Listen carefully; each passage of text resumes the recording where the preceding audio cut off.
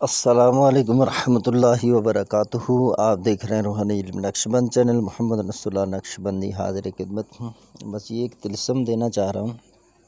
बहुत ख्वाहिश का इज़हार कर रहे हैं और कह रहे हैं कि ये नक्श जो है आप दे दें। तो पर्सनल में तो मैं इनको इसलिए नहीं देता हूँ, तो वो फिर कहते हैं कि पर्सनल में ये जो चीज़ें देते हैं वो सही देते हैं और वीडियो में सही नहीं देते।